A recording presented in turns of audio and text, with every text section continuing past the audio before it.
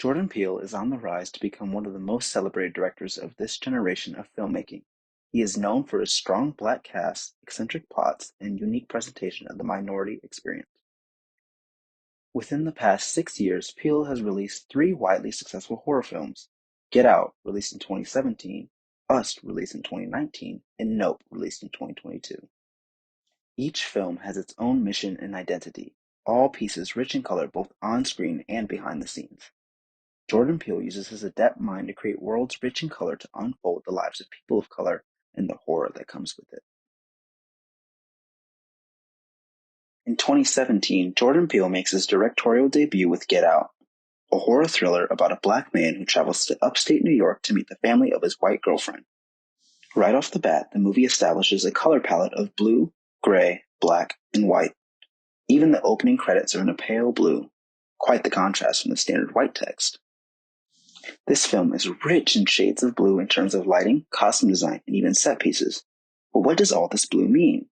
Traditionally, blue is seen as a sad color, representing sorrow and depression. But in this context, it evokes trust. Both Chris and Rose start the movie wearing blue. Same goes for their close friend, Rod. Through this common thread in the dialogue between the three, a familiar bond is established. The most intimate scenes have blue undertones by means of subtle hues picking through the environment. For example, Chris's face is illuminated with blue light from his laptop, or slight shades being visible when he is sleeping with Rose in their bedroom using blue lighting. Even Rose's family wears varying shades of blue to welcome him. This provides a sense of security and openness to the family. But as the film progresses, that trust is betrayed. The viewer starts to question their intentions as soon as they transition to traditional values like black and white. Although the one outlier is Missy, who is shown wearing neutrals with blue accents, reflective of her matriarchal status and control over those whom she manipulates. Rose is also wearing a white long sleeve with red stripes. This draws attention to her and her actions. This red is easily noticeable and raises a red flag of sorts to her true intentions. On the character of Missy, her demonstration of her power in the sunken place is one of the most iconic scenes in modern horror. Her office is a wood-grain space full of neutrals, browns, and tans, a fairly run-of-the-mill home color. People pick neutrals as to not emotionally charge their spaces. This creates such a plain environment that people cannot form feelings from the room itself. Tacky decor aside. As Missy forces Chris to face his trauma and admit to his guilt, the subtle blue hue from the lighting on his face begins to fade away, only existing in his memories, a sad and dark time for him. Missy then sends him to the sunken place, a black void-like space that suspends him in limbo. It is important to say that he is bathed in an oceanic tone in this area. Pure hopelessness, begging to be freed. The conclusion of this film takes place outdoors in the dead of night. Curiously, the night throughout this film carries a blue tint, just like the sunken place. Throughout every confrontation, sneaky blues bleed through. All this strife comes to a head once Chris must choose between saving himself or killing Rose. The lighting gives half his face an azure glow, and the blood on the other half gives a red tone, battling love and security for the sake of self-preservation. A heavy moment indeed. Suddenly, a siren echoes in the background. Dread looms overhead as Chris is on top of Rose, painting an ugly situation. A purple light flashes onto Chris's face as a police cruiser pulls into the driveway. The front door of the cruiser reads airport, and as it opens, out steps Rod. Salvation. Chris is given the best of both paths, freedom and revenge. He leaves Rose to succumb to her injuries as Jordan Peele returns with a vengeance in his eerie second outing, Us.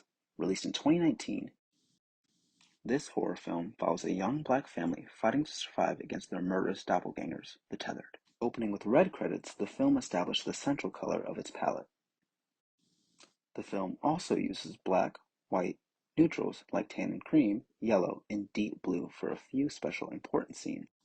Opening with the television broadcast itself shows red cutout people against a white background with blue graphics. Switching scenes to a carnival, yellow tinted lights illuminate the pitch black night. The contrast in and of itself creates a feeling of safety and security. Adelaide is first seen wearing a yellow shirt until her father wins her a black thriller shirt with red lettering. This masks her appearance and makes her harder to see as she slinks away from her family. As she ventures away, the lights fade, and she wanders into the House of Mirrors. This scene is highlighted in a deep blue color representing Adelaide's fear and intrigue in this situation. Once the light goes out, she is doused in various shades of blue, bringing the terror to a peak. Later, adult Adelaide is traveling to her family's cabin. This is absolutely filled with whites, creams, browns, and yellows. There's even a strange glow about the walls in the darker scenes, providing a homely nature. The tethered come at night, clad in deep red jumpsuits with a brown leather glove, holding a pair of golden shears. Quick side note. In an interview with The Atlantic, Kim Barrett, lead costume designer for the film, she states, quote, "I wanted them to really bleed out from the background," end quote. She also mentions that the leather glove came from simply a matter of practicality.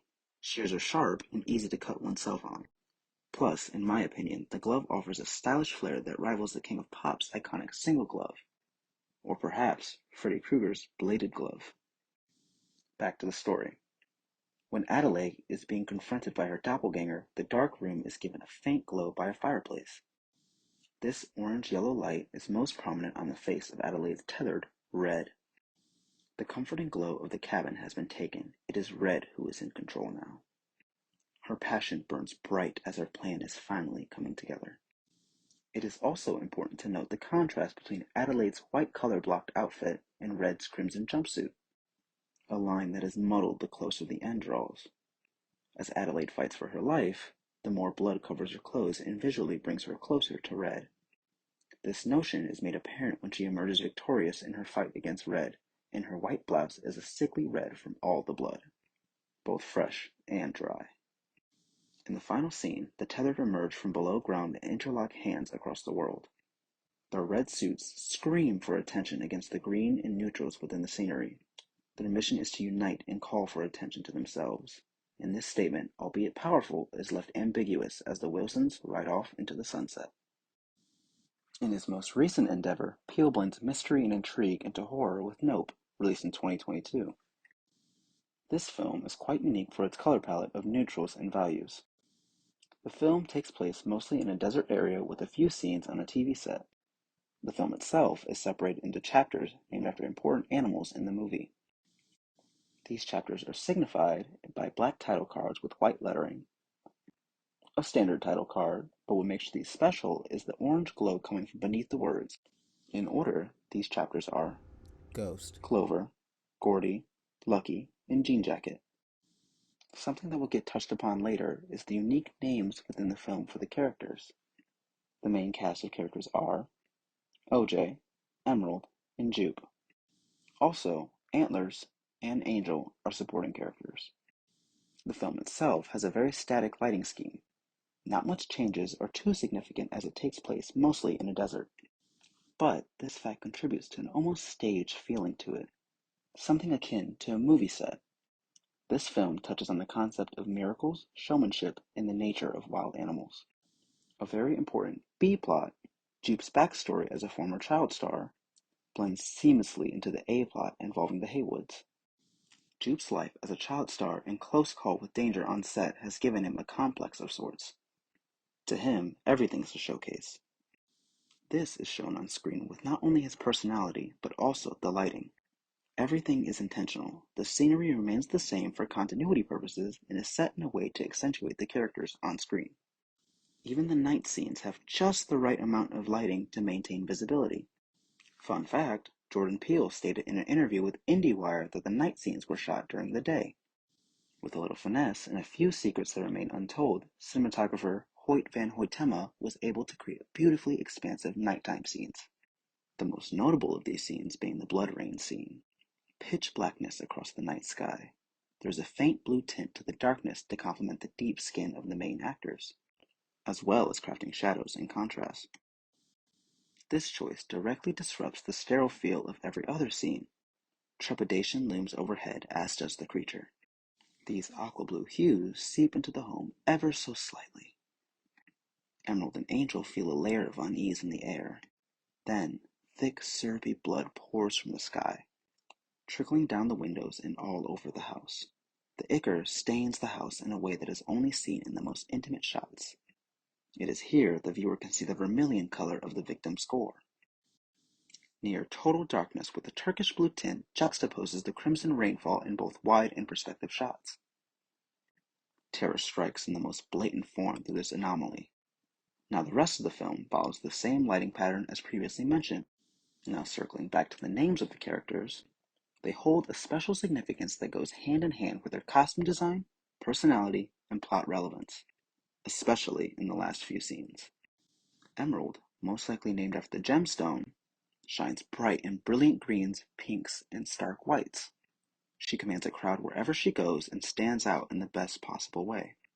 Otis Jr., or OJ, quietly stands behind in pale blues and grays, before eventually transitioning to red and orange. He is often quiet and reserved, letting Emerald do most of the talking. But changing into these bold colors represents his self-empowerment and courage to save his ranch and sister. Jupe, as an adult, is clad in several custom-tailored suits which already highlight his showy nature. But his most notable outfit is a red cowboy jacket over a white button-up and hat to match. This heavily coordinated outfit also complements his namesake. Jupiter is often described as a beige planet with red accents. Angel and Antlers both wear black and gray, highlighting not only their roles as supporting characters, but also their motives behind helping the Haywoods to prove the existence of this creature. Angel feels an allure to the concept of extraterrestrial life and goes out of his way to help, while Antlers is more concerned with the marketability and bragging rights. Both very subtle ideas. All in all, a very subversive film that takes the rigidity of filmmaking and television life to craft a world that is merely a set for the characters to bring to life with color and attitude. A meta concept indeed that permeates the social contract of simply watching a film. Peele takes these fantastical concepts and from the ground up crafts these horrific worlds where audiences can cheer for the underdog. And she has a We're family. even Her beginning to see trauma actors who look like them comes on screen, back, and her tackling unique trauma plights as a of what it family. means to be who you are. Very good. Okay. Through color and careful planning, he not only animates these worlds, but places his viewers in them, allowing them to escape their oppressors, face their demons, or even take place in a spectacle. All through the lens of that which scares us, we can see a world like our own.